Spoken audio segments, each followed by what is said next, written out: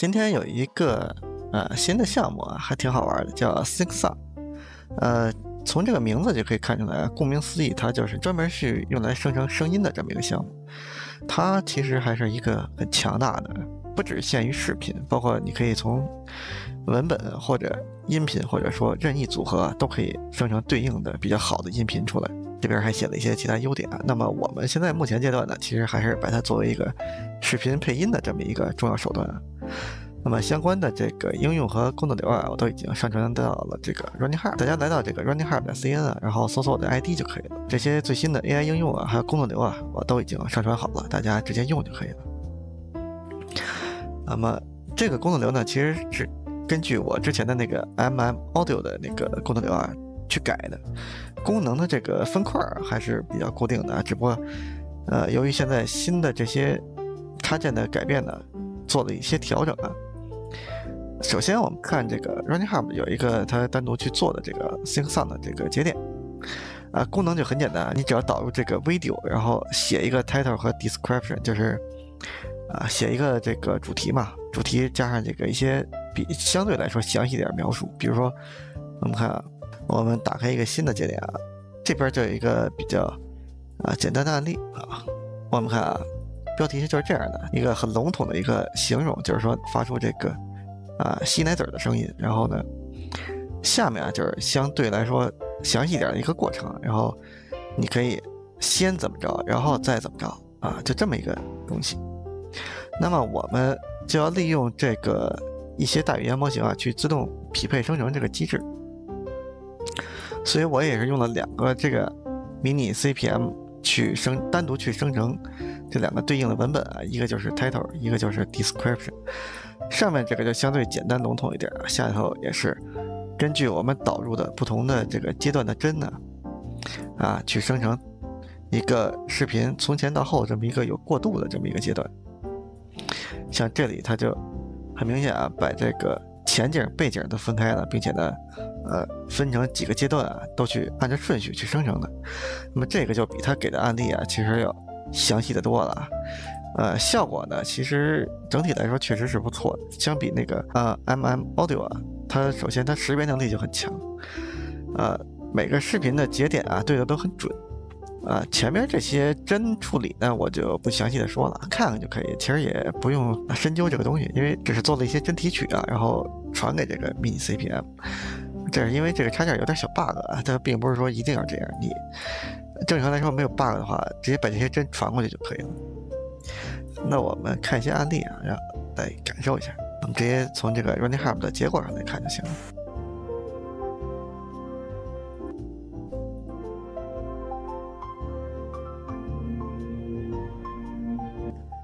好，这个就挺好的，它虽然是一个纯音乐的，但是还挺符合这个很神秘啊，然后很优美的这么一个场景。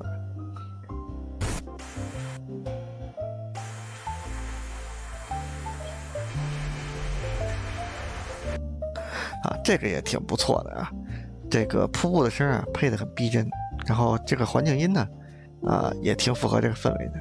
然后大家有耳机的话可以戴上，然后听听这个，我待会儿就告诉你为什么。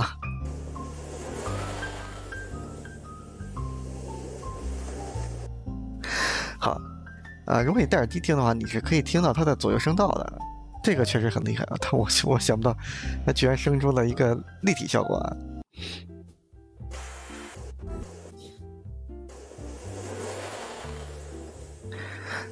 并且呢，在中间这个海浪拍打的时候也非常准确的配出了这个拍打的声音。我们再仔细的听一遍，这个时候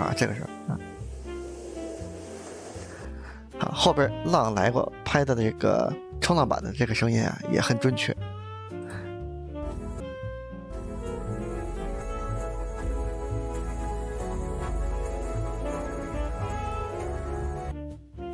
好，这个视频也配的不错啊，因为我那个写了让它自动配乐嘛，如果你不写配音乐的话，它就只有这个声效。好，我们来看一下最近非常火的这个东西啊。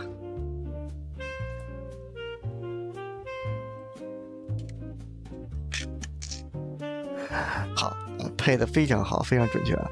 不过它的声音呢，有点小，你可能需要开大一点才能听到啊。但是它那个玻璃碰撞的声音啊，包括这个切开的声音都很准确。当然它没有 Google 那个 VEO3生成的那么魔性啊，就是甚至有点离谱的那个声音啊。不过从准确性来说，它绝对是 OK 的。再听一遍啊。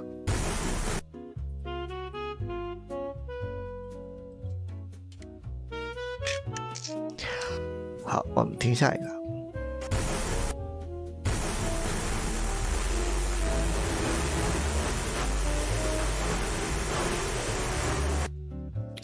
好，这段声音啊，其实就是你戴耳机的话能听到它那个隐形的声音啊，但是由于它那个水声配的有点大，感觉这个比例有点失调。不过呢，整体元素都还在。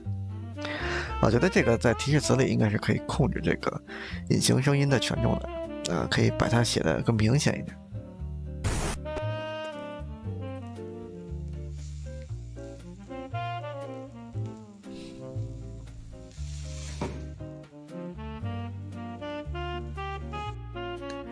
这个猫做饭的也还挺不错的，不过中间出了几个拍桌子的声音，我不知道是从哪来的。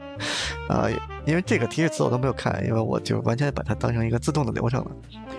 我相信如果看这个提示词，可能会找到一些蛛丝马迹吧。这个大家有兴趣可以自己在工作流里跑一跑。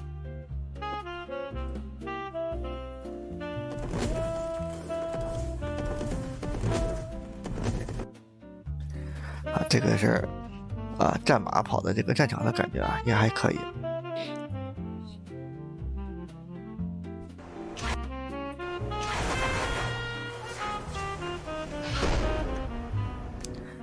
好，这段视频就相当有代表性了它每一个导弹发射的声音每一个爆炸的声音配的都很准确。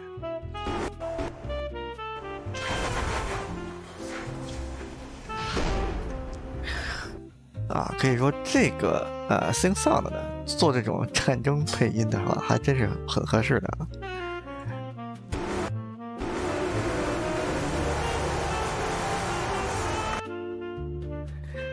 这个也还挺不错的，跟刚才那个赛车的挺像的，挺。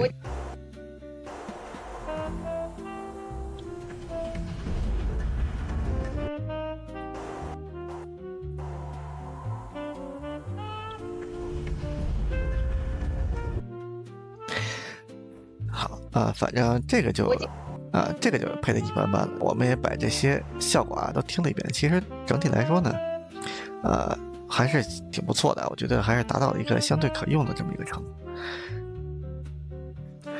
好，现在这个 SingSound 呢，也是已经有这个 ComfyUI 的插件了，也是我们国内的大神去做的。但是呢，这插件刚做出3个小时反正我录视频的时候也是半夜录的，它也是半夜更新的。但是有个小问题就是这个依赖的这个列表看一下应该不用说啥了。这个按照这个依赖去装的话，你的 ComfyUI 基本就崩用了，基本其他的插件就都崩溃了。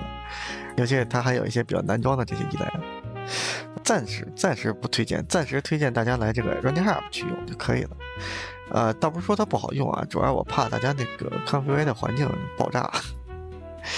不过我觉得，作者肯定会更新的这个依赖不会一直这样。好，那这期视频就到这儿，我们下期再见。